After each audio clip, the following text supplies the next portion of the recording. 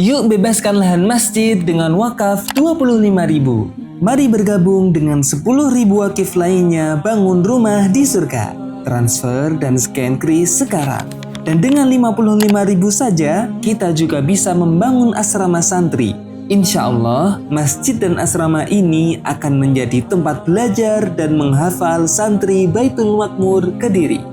Barang siapa yang membangun masjid karena Allah, maka Allah akan membangunkan untuknya rumah di surga.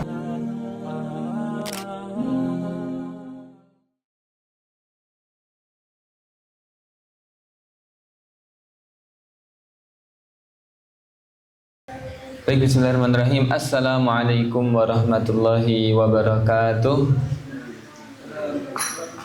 Alhamdulillahirabbil alamin, hamdan katsiran thayyiban mubarakan fihi kama yuhibbu rabbuna wa yardah. Asyhadu an la ilaha illallah wa asyhadu anna Muhammadan abduhu wa rasuluh. Allahumma shalli ala Muhammad wa ala ali Muhammad, amma ba'du. Kaifa halukum? Alhamdulillah bi khair. Baik teman-teman, alhamdulillah di Ramadan yang keberapa ini? Ke-21 ya, bagi orang yang ikut Muhammadiyah. Iya betul ya. Dan ke-20 bagi orang yang ikut pemerintah. Alhamdulillah, Allah masih memberikan salah satu nikmat yang paling utama, itu adalah nikmat kehidupan. Coba Mas Panji dan karena Mas ya, Mas Naufal dan Mas Andit, saya tanya, kalau misal kalian dikasih mobil, pengen apa lah ya?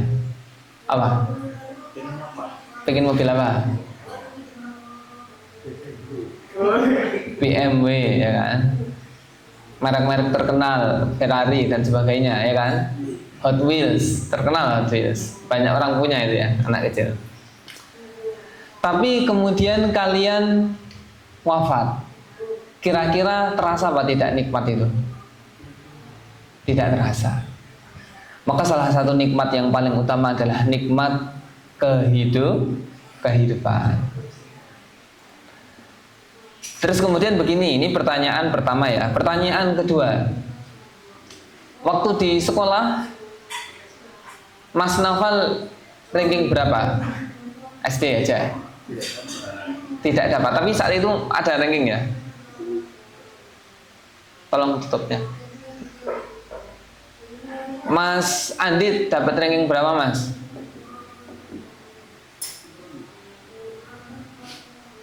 Pernah ranking nggak? Pak paling bagus berapa? 3. Mas Salman ranking berapa paling bagus selama sekolah? 11 ya, Masya Allah. Dan teman-teman yang menyaksikan ya lewat video, nanti pasti kita ya pernah mendapatkan pencapaian, achievement tertentu, entah itu ranking dan sebagainya. Yang ranking itu identik dengan kecerdasan, betul?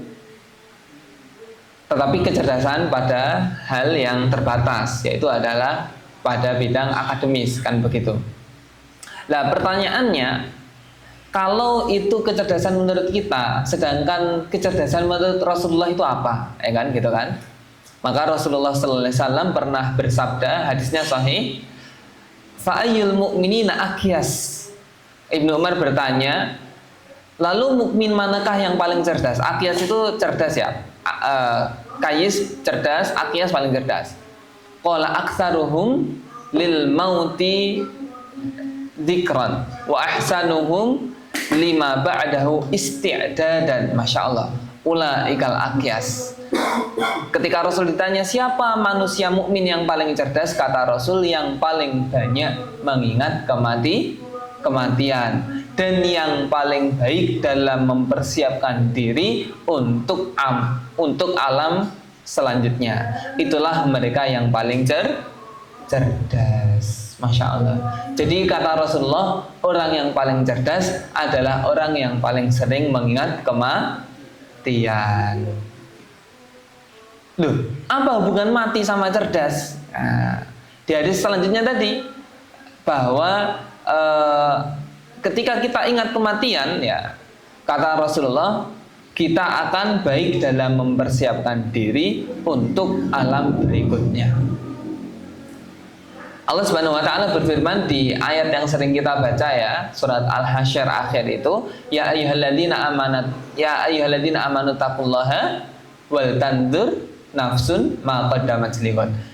Wahai orang beriman, bertakwalah kepada Allah, dan hendaknya manusia melihat terhadap masa lalunya apa yang sudah ia siapkan untuk masa depannya.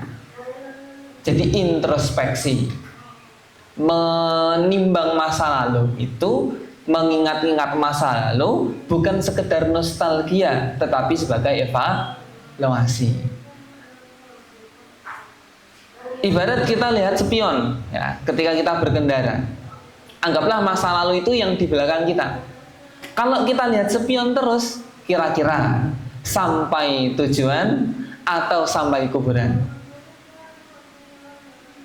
Sampai kuburan barangkali ya, nabrak dan seterusnya. Tapi kita perlu untuk sesekali melihat spion, ya. Untuk apa? Agar kita lihat di belakang apakah ada yang nyalip atau tidak, apakah di belakang aman dan seterusnya, untuk kita berhati-hati ketika belok dan seterusnya. Itulah fungsi daripada masa lalu. Kata Allah, kita lihat masa lalu untuk apa? Untuk dievaluasi terhadap masa depan kita sudah mempersiapkan apa, kan begitu. Nah, pertanyaan selanjutnya, kenapa anak muda kok harus mikir kematian, dan kenapa tema saya kematian, ya? Ya karena kata Rasulullah, orang yang paling cerdas orang yang mengingat kematian. Tadi sejak siang tadi saya lihat video ya. Lihat ya video tentang siapa artis yang baru meninggal?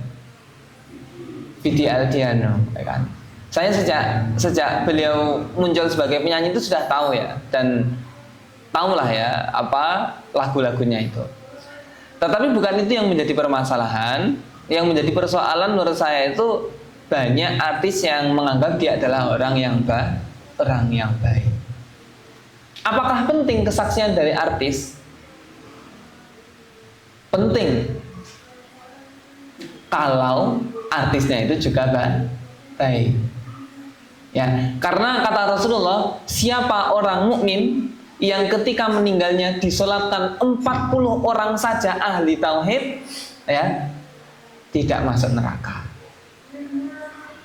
atau masuk surga. Misal kita wafat, ya kan, terus kemudian ada 40 orang minimal mensolatkan kita dari kalangan ahli tauhid yang tidak mensekutukan Allah, maka ya kita masuk surga. Loh, bayangkan.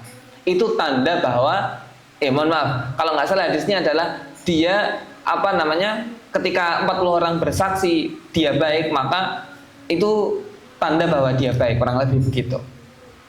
Nah, maka teman-teman ya penting untuk kita mengingat kematian. Kenapa? Karena kematian tidak memandang usia. Ada yang 100 tahun baru meninggal. Ada kan akhir-akhir ini ya, usia 102 tahun masih hidup ada. Tapi kata Rasulullah, umat Rasulullah kisaran 60-70. Tapi yang jelas kematian itu adalah sebuah kepastian. Yang pasti mati, ya, yang tidak pasti jadwalnya, ya. Life-nya kapan itu belum tahu kita, ya kan? Tapi pasti kedatangannya itu pasti. Karena Allah Subhanahu wa taala berfirman, kullu nafsin dha'iqatul maut. Setiap yang bernyawa, dha'iq itu merasakan, pasti akan merasakan yang namanya kematian. Nah, di dalam ayat yang lain juga dikatakan, sebentar, saya lupa ya.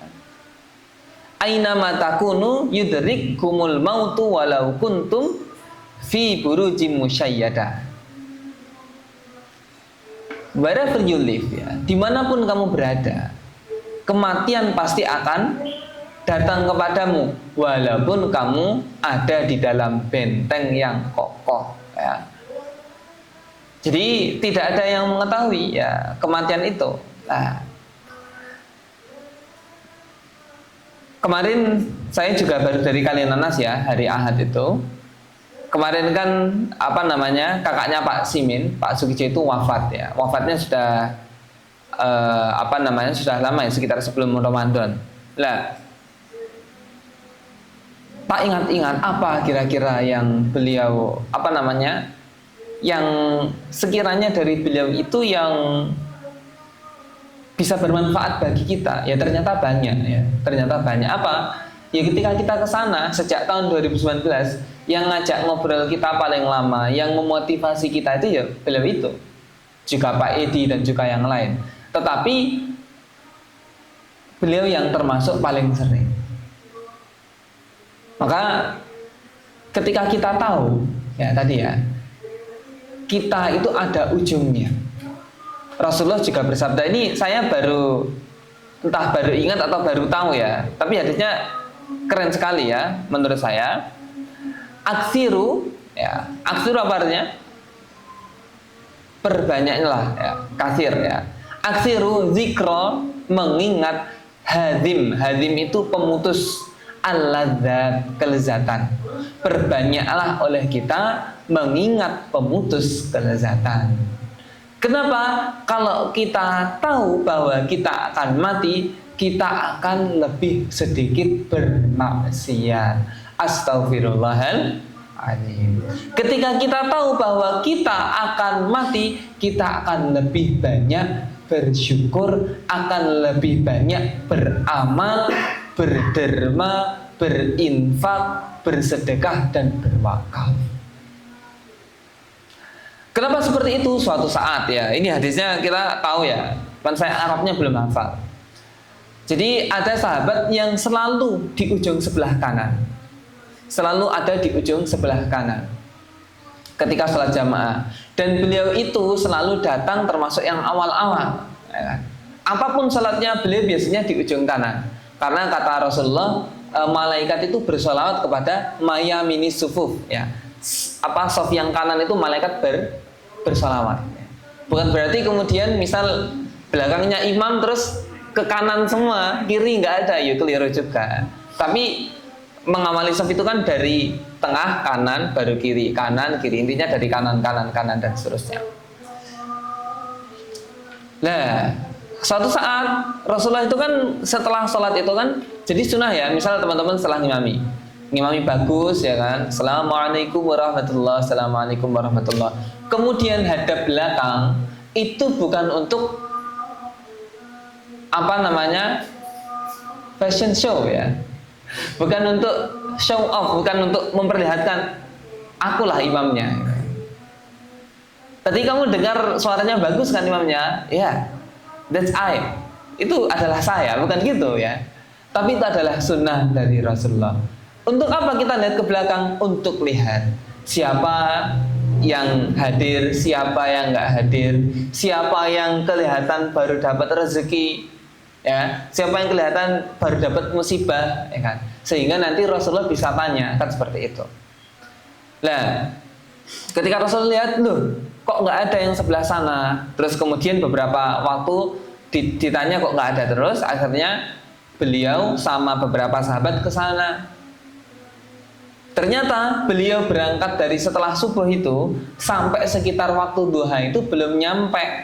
Artinya sangat jauh. Dan itu selalu dia lakukan setiap hari.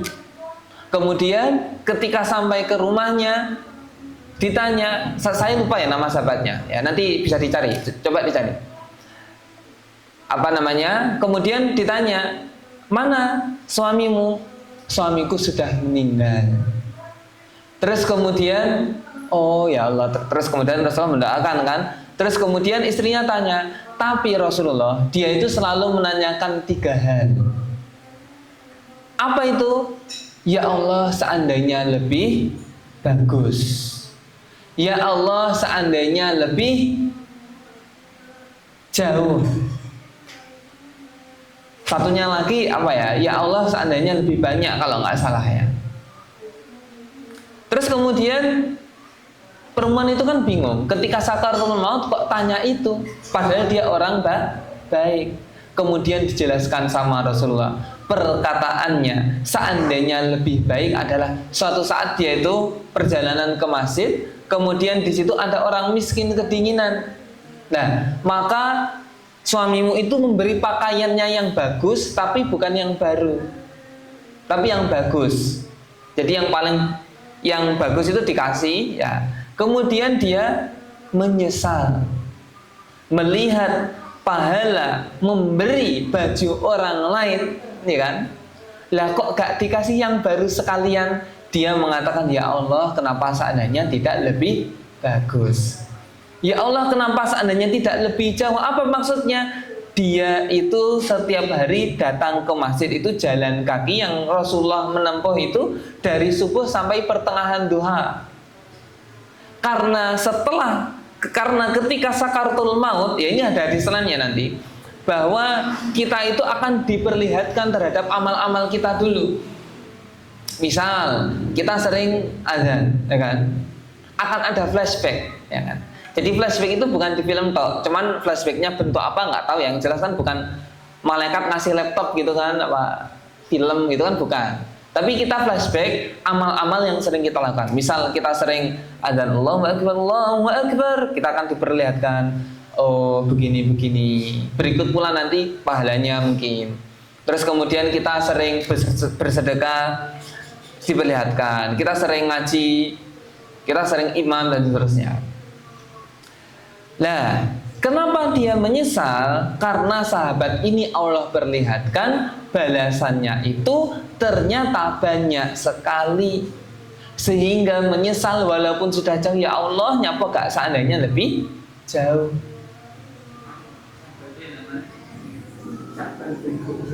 Sya'ban bin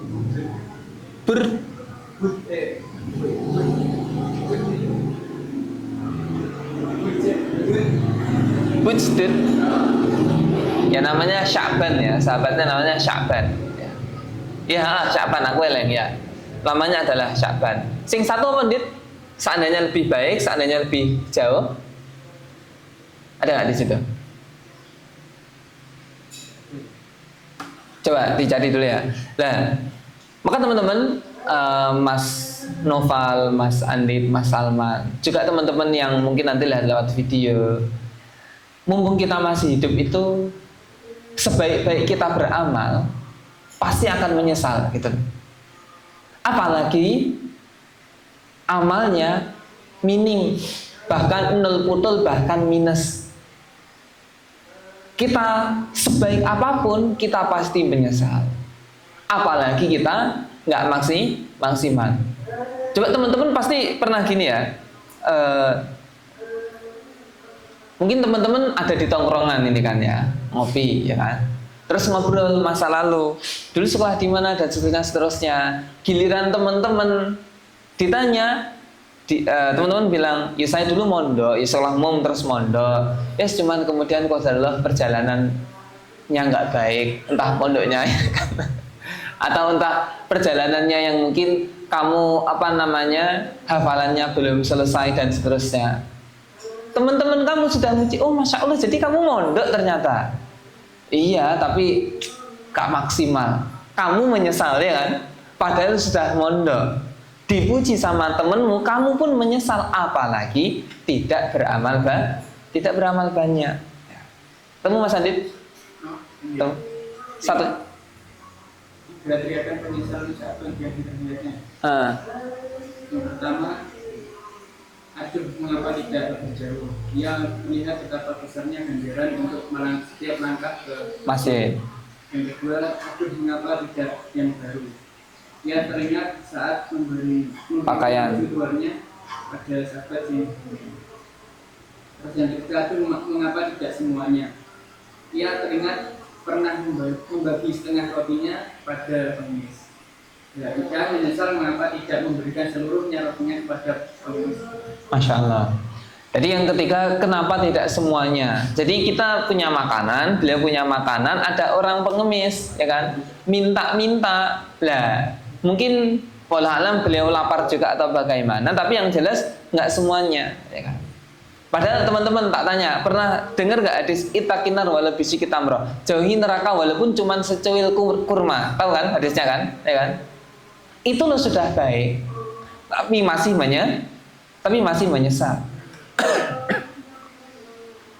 Nah, maka teman-teman, mumpung kita masih muda, kita itu harus punya doa kepada Allah Subhanahu Wa Taala, punya permintaan, ya Allah bimbing aku. Kalaupun kalian punya cita-cita, sebenarnya harus juga ya punya cita-cita. Tapi kalau cita-citanya kan semua orang itu pasti punya cita-cita. Bedanya itu ada yang eksplisit, ada yang tidak eksplisit. Ya kan? Mas Adit pengen jadi apa? Kadang kan bingung kita jawab gitu, ya kan? Cita-citamu apa? Bingung. Tapi kamu sebenarnya punya cita-cita apa itu? Intinya bermanfaat. Kan gitu kan? Cuman secara detailnya apa, wallahu alam, kan begitu.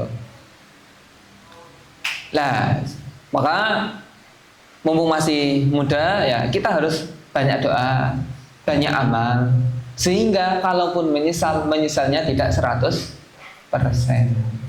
Sebagai penutup, ada hadis dari Rasulullah SAW bahwa beliau mengatakan ada 3, ini kalau bahasa saya, ada 3 kecelakaan tragis yang dialami manusia. 1, yang menjumpai orang tuanya, entah salah satu atau keduanya masih hidup, tapi tidak masuk surga. Kenapa? Karena tidak berbakti. 2, yang menjumpai nama Nabi Muhammad disebut tetapi tidak bersolawat. Kenapa? Karena Nabi Muhammad jasanya bagi kita sudah sangat banyak. Dan kita ketika disebut namanya harus bersalawat. Dan yang ketiga adalah siapa yang menjumpai Ramadan tetapi keluar dari Ramadan dalam keadaan belum diampuni dosa-dosanya. Maka Ramadan tinggal 10 hari, kalaupun 20 hari yang kemarin belum maksimal, mari kita maksimalkan 10 hari yang terakhir. Yang belum khatam, kita usahakan khatam. Yang tarawihnya bolong-bolong, kita usahakan tarawihnya nggak bolong-bolong. Yang puasanya bolong-bolong, jangan bolong, ya kan? Karena semuanya sudah balik kan, dosanya kita tanggung sendiri. Wallahu alam. Sambil menunggu azan, mari kita berdoa masing-masing ya. Tentu hajat kita banyak, kadang kita malu doa sama Allah. Iya, kita harus malu memang kalau kita banyak permintaan tapi banyak dosa. Tetapi kalau kita sampai tidak berdoa, itu adalah cara setan untuk menjauhkan kita dari Allah Subhanahu wa Ta'ala. Kata Nabi, Allah itu malu kalau hamba, siapapun hambanya, mengangkat tangan minta sesuatu kok kemudian tidak diijabah oleh Allah, Allah itu malu. Kita tutup. Subhanakallahumma wa bihamdika asyhadu an la ilaha illa anta astaghfiruka wa atubu ilaik. Syukran wa jazakumullahu barakallahu fikum. Benar datangnya dari Allah Subhanahu wa Ta'ala semata, salah datangnya dari saya sendiri. Assalamualaikum warahmatullahi wabarakatuh.